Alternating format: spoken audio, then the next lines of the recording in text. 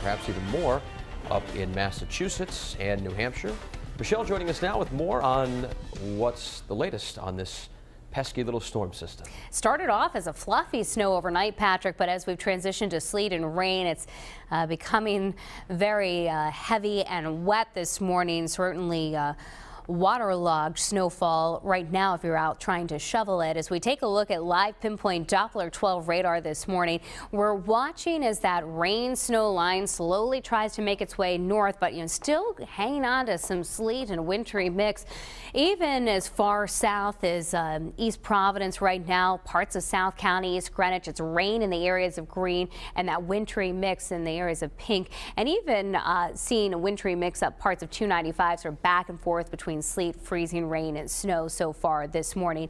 Most of the accumulating snow is over with, and it'll get washed away, in fact, as we continue with the rain and the milder temperatures trying to move in. But we picked up about 4 inches of snow in Coventry and West Warwick, 3 inches south Kingstown and Cushnet picked up just under 2 inches of snow, and at last check New Bedford had about 1.5 inches of snow and sleet.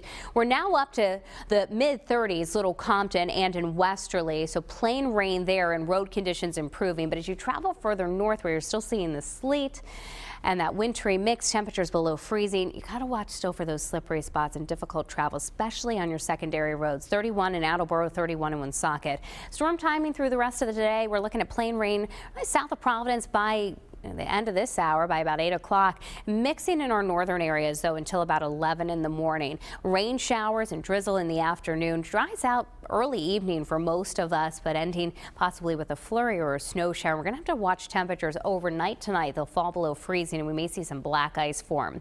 31 right now, wind chill of 22. Winds are picking up. They're out of the east-northeast at 10 miles an hour. Seeing some gusts over 20 and 25 miles an hour along the Rhode Island south coast. The highest gusts over 30 miles an hour for Boston and into Nantucket.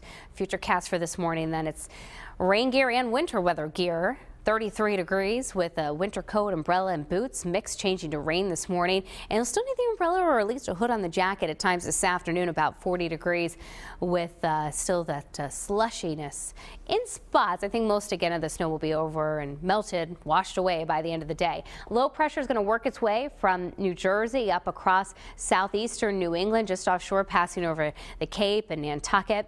You can see the back edge of the steadier showers now moving across Long Island, but some of this moisture will try to wrap back around, which is why I still have showers in the forecast even into this afternoon. And our Futurecast shows that again, making that change over to plain rain for the afternoon. This is lunchtime.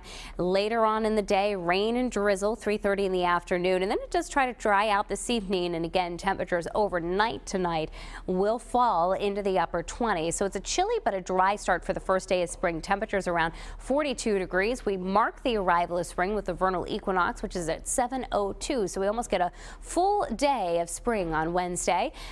Thursday, though, back still to that winter-like pattern. We're watching an offshore storm system. Some of the moisture from it make it drawn onshore, and that'll give us some snow showers, maybe even a small accumulation possible Thursday into Thursday night. I still have us dry for the upcoming weekend. We're watching Monday into Tuesday. I have us dry Monday, but Monday night into Tuesday, possibly another chance for a wintry mix here in southeastern New England. So even though the calendar says spring, weather's not going to really be reflecting that probably through the end of this month. You can get the updated Futurecast any time of day on WPRI.com. Meteorologist TJ Del Santo's been in, keeping us up to date on online. Make sure to check out the Pinpoint Weather blog as well. Let's go out to